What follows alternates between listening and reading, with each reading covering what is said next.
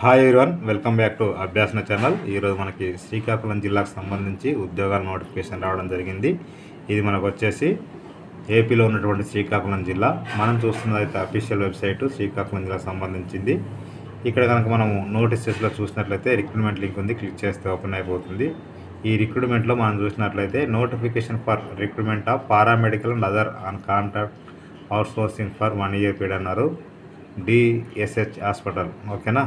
Last date వచ్చేసి 15/3/2025. ఇంకా 4 days time ఉంది. బై హ్యాండ్ ఈజీగా అప్లై చేసుకోవచ్చు, 1 day వెళ్ళి అప్లై చేసుకోవచ్చు. ఇక్కడ చూద్దాం నోటిఫికేషన్ వివరాలను కూడా. ఇక్కడ క్లిక్ చేస్తే ఓపెన్ అయిపోతుంది. రైట్, లాస్ట్ డేట్ 15/3/2025 ఇచ్చారు కదండి.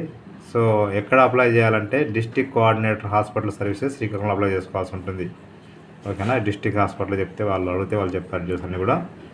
సో ఇక్కడ థియేటర్ అసిస్టెంట్ 15,000, ఫిజియోథెరపిస్ట్ 35,570, ఆడియోమెట్రిషియన్ 32,670.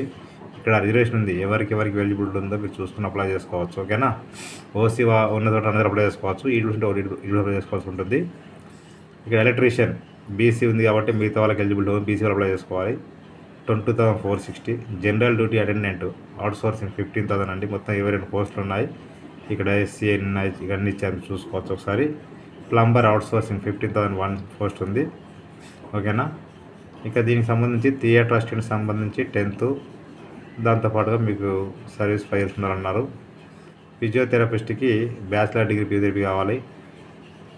ఆడియోమెట్రిషియన్ ఇది బీఎస్సీ ఆడియాలజీ ఉండాల్సి ఉంటుంది. ఎలక్ట్రీషియన్కి ఐటీఐ కానీ డిప్లొమా కానీ ఉండాలి 10th పాటు. జనరల్ డ్యూటీ అటెండెంట్కి 10th క్లాస్ ఉండాలి. ప్లంబర్కి 10th పాటు ఐటీఐ ఉండాలి, ఓకేనా. సో ఇదండి లాస్ట్ డేట్ 15th అండి. తర్వాత ఏజ్ ఇక్కడ 40 years కంటే తక్కువగా ఉండాలి. ఎస్సీ ఎస్టీ బీసీ ఈడబ్ల్యూఎస్ వాళ్ళకు 5 years ఎగ్జిబిషన్ ఉంది. పిహెచ్ వాళ్ళకి 10 years, టోటల్గా 52 years కంటే తక్కువ ఉండాలి. ఇక ఇక్కడ చూసినట్లయితే ఫీ విషయానికి వస్తే ఓసీ క్యాండిడేట్స్కి 250 rupees పే చేయాల్సి ఉంటుంది, ఓకేనా.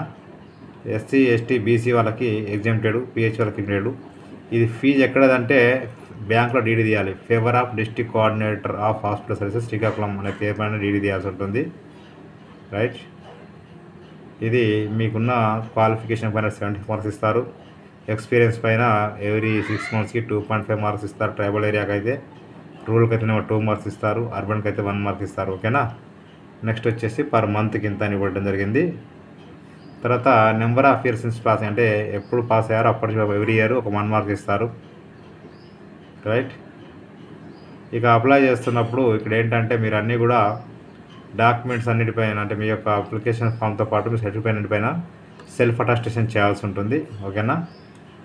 ఇక నెక్స్ట్ అప్లికేషన్ ఫామ్ చూసినట్లయితే క్లిక్ చేస్తే ఓపెన్ అయిపోతుంది. ఇక్కడ మీరు అప్లికేషన్ దేనికి చేస్తున్నారు దానికి పేరు రాయాలి. ఇక్కడ photo, name of the candidate, gender, father name, date of birth, social status, అవునా, అవుట్సోర్సింగ్ అని చేశారా, పిహెచ్ఆ, ex service men, mobile number applicant, DD particulars, address, right. ఈ సబ్జెక్ట్ ఏంటి, ఎక్కడ చదివారు, ఎప్పుడు పాస్ అయ్యారు, స్కోర్ ఎంత వచ్చింది, ఎన్ని మార్కులు ఉంటాయి, మీ సర్వీస్ సర్టిఫికేట్ ఉంటే పెట్టాల్సి ఉంటుంది. ఇక్కడ మీరు 4th నుంచి 10th ఎక్కడ చదువుకున్నారు, ఏ డిస్ట్రిక్ట్ చదువుకున్నారు, ఎప్పుడు పాస్ అయ్యారు, ఇది డిక్లరేషన్ అండి, రైట్. ఇది 8 days సర్టిఫికేటు, ఓకే. ఇది ఎక్స్ప్రెస్ సర్టిఫికేట్ అండి, రైట్. ఇవన్నీ కూడా అందుబాటులో ఉన్నాయి. నేను డిస్క్రిప్షన్ లింక్ అయితే ఇస్తాను, క్లిక్ చేస్తే ఓపెన్ అయిపోతుంది. ప్రతి ఒక్కరికి షేర్ చేయండి, ఫార్వర్డ్ చేయండి. మీకు నచ్చితే మీరు లైక్ చేయండి, షేర్ చేయండి, కామెంట్ చేయండి, సబ్స్క్రైబ్ చేయండి. Thank you so much.